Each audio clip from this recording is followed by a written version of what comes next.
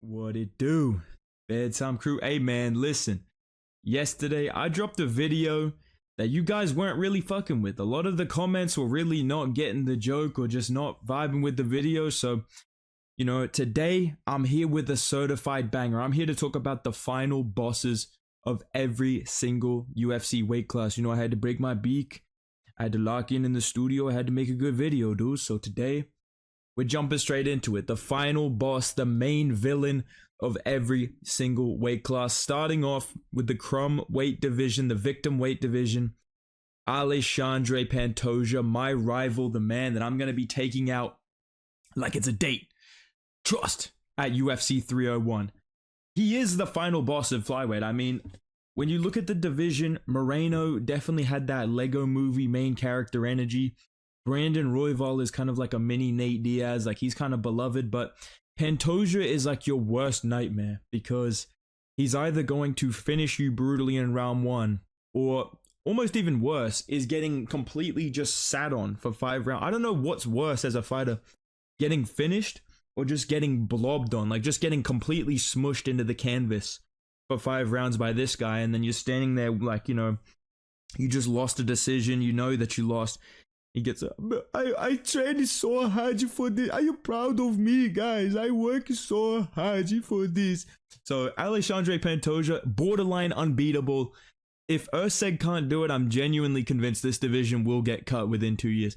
Call me crazy. I genuinely think this division might get shut down if Pantoja destroys Usyk, because I don't really see anybody else beating him. He's my pick for the ultimate boss, the final boss of UFC Flyweight division. Let's move on to the Bantamweight division. And potentially controversial, last week I said Sean O'Malley's the main character of Bantamweight. Oh shit, my fault. I think Merab is the, I'm gonna edit out the Volkanovski. I think Merab is the main villain of Bantamweight because, or the final boss, I guess I should say, instead of just a villain, because he's a nice guy. But dude, if you, like, when I think about this video, I think about who would I least want to get offered by my manager, dude. If my manager called me up and goes, yo, bro, we got a big fight for you, dude. You're fighting Merab, and I'm a bantamweight, bro. I'm calling friends and family. Yo, guys, do not come to the fight. Yeah, I know Zuckerberg's going to be there. Don't come to the fight, dude. Just listen. I'll tell you how it goes after, okay? Merab is just a fucking machine, bro. That's why they call him that, dude. He's a marauder on the feet, bro. And when you lose to Merab, you're going to get picked up like a sack of fucking potatoes, dude. You're going to get, ran into the fence 30 times. He's gonna be fucking, yapping it up after the fight as well. So for that reason, I feel like Merab's the scariest guy to get as your dance partner in the UFC Bantamweight division. He is the final boss. If Sean O'Malley chins him, he's going to a whole nother level, dude. So I feel like that kind of dictates who the final boss is. I mean, it's either him or it's fucking Piotr Jan, dude. And because Merab mogged Jan, I predicted it, by the way, guys, best predictor on YouTube. I feel like the final villain has to be Merab. Let's move on to the featherweight division. Listen, yeah, I'm the type of guy, and even though I got fucking chinned, I'm still the final boss of the featherweight division, yeah, if you don't think I'm the final boss, you're doing my fucking head in. I think Volk's the final boss fight that you have to take in the featherweight division, bro. You got to work your way up against the bots like fucking Dan Ige, Andre Philly type shit. You got to work your way through those guys. The last one you got to get through to get to the top, to get to New Game Plus, which is what Ilia Topuria is at right now. Bro literally completed story mode within 14 fights. Now he's in the stage of UFC 5 career mode where you're just defending against fucking bots. That's where he's at right now.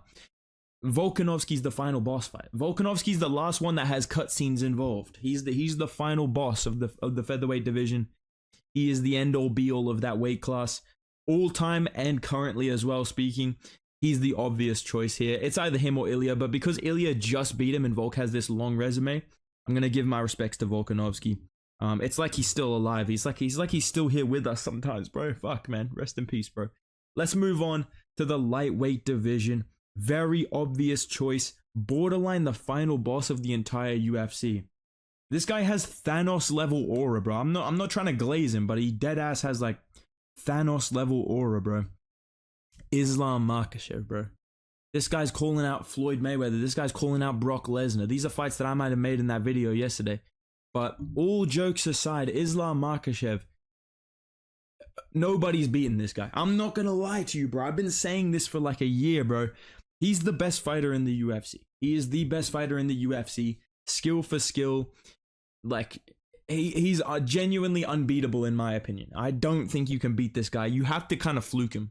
You gotta fluke this shit if you're gonna beat him, bro. You gotta low-key Cheeto Vera, Michael Johnson. We need you, brother. You're the only ones that can stop this, bro. Nobody actually good can beat this guy. You have to kind of be trash and fluke it to beat this guy. That's how good of a final boss he is. He is the ultimate boss fight. He's like in Pokemon fucking Heart Gold. You went up to the mountaintop and fucking Ash from the cartoons was up there, bro. You go up there, you try and fight him with a fucking, regular Pokemon. This dude's throwing out level 99 Pikachu. You're done. You're cooked. And that's what it's like fighting Islam Makhachev, I'm sure. That being said, Dustin Poirier by Gilly FN, round 1 submission. Let's fucking go, dude. Let's talk about the welterweight division. Now, obvious choices here. You could do the champion of every weight class, really, for this video. But let's be fucking real, dude. Leon Edwards is not a final boss, bro. Leon Edwards is not a boss fight, dude. He's your sparring partner that you fucking train with, bro. He's the tutorial, like, hard sparring session in UFC 5, bro. Just based on his fighting style. Obviously, he's very good. But he's not he's not gonna knock me out, bro. Leon Edwards, Bilal Muhammad, they're gonna take me to a fucking decision, bro. You know what I'm saying? Like I said, sometimes that's worse than getting finished, but Kamaru Usman is my pick in the welterweight division. I feel like you're more fucked if you check who your next fight is at welterweight and it's Kamaru Usman. I feel like you're more likely to have a very, very tough, high-paced fight where you're getting your toes stomped on, you're getting held against the fence, you're getting beat up, you're getting hit with the jab, you're getting told a fucking campfire story in the middle of the fight. I'm coming all night long, don't back up. So for that reason, with the aura that Usman kind of still has, he lost a little bit against Chimaev, I'm not going to lie, but all of the resume, all of the performances that he has, the legacy that he has, I feel like Kamaru Usman is the last boss fight at welterweight. Once you beat him, you can kind of pick and choose who you're defending against, just like Leon Edwards. Leon Edwards, another guy who's on New Game Plus at the moment. He beat the 99 overall prime Kamaru Usman. Yeah, I want to give Usman the respects and this credit. I think he is the final boss, the main antagonist of the welterweight division. Let's talk about middleweight, bro. I'm not gonna lie, call me crazy. I was gonna pick Chimaev, but I feel like I'm on thin fucking ice with you guys after that video yesterday. And my stream crashed out in 30 minutes and I just ended stream. So I'm feeling like my back's against the wall. I'm feeling like Klay Thompson right now when he went 0 for 10. Middleweight division's final boss, Israel Adesanya. This is the toughest boss fight in the game, bro, because if you go to a decision, you lose that shit. Unless you completely dominate him. If you go to a decision and it's slightly close, say goodbye to your win streak, bro. Say goodbye, bro. This is one of those AI that's programmed to beat you immediately. He's on legend difficulty. The only way to beat him is you kind of got to fluke that shit, or you've got to just definitively drop him, hurt him at some point. You've got to be, a very advanced, crafty player to beat this guy. You're probably going to have to run the division a couple of times back before you beat him. You're not going to beat him on your first save. And for that reason, Israel Adesanya, with the anime villain monologues as well. I mean, this guy's giving like Yu-Gi-Oh fucking monologues in the middle of his fights. The judges make it impossible to beat him. He is the final boss of the middleweight division, in my opinion. I think Dricus is literally like my created character in a cutscene. Like the way that this guy fights, bro's just button mashing in there. So I think this comparison makes a lot of sense. Last two to talk about. Sometimes I don't have to go outside the box. Sometimes I have to be very obvious with the choices. And honestly, I know I picked Israel Adesanya as the main character of middleweight. He's also the final boss. I think that makes sense. Same goes for Alex Pereira. Alex Pereira has plot armor. Bro's a fucking like OC in the middle of the UFC. But he's also like the most unbeatable, like unguardable, like bullshit artist. Like you cannot beat this guy. You're winning a decision clearly. Oh, yeah, eat this left hook, bro. Just chins you in round 5. You go to a split decision. Say goodbye. You lost on damage. You think you're going to outstrike him. Say goodbye. You get chinned with the left hook. How the fuck are you supposed to beat this guy? What the fuck are you supposed to do? At middleweight, he's too big. At light heavyweight, he's too big. Watch him go up to heavyweight and people be like, dude, he was literally bigger than Aspinall in there, bro. he might low-key be like, he might have some cheats activated, bro, because there's no way you're beating this guy. And for that reason, I feel like his aura, his menacing appearance, the custom zesty shorts not being able to stop him, the Drake curse can't even stop him. Alex Pereira is the final boss of the light heavyweight division, and there is one man left. MMA Guru just dropped a video about this guy, and listen, Jon Jones, I don't judge, man. Me personally, I don't judge, you know what I'm saying? There's some other UFC fighters that might feel a little bit differently. I got a call from Bryce Mitchell. He was like, listen, bro, I got a lot of things to say about that. Let me on the street. I can't let him on the video. He had like a 40-minute voice message about it. All of that aside, this guy's the GTA villain, bro. This guy's a GTA character. Fuck a final boss, dude.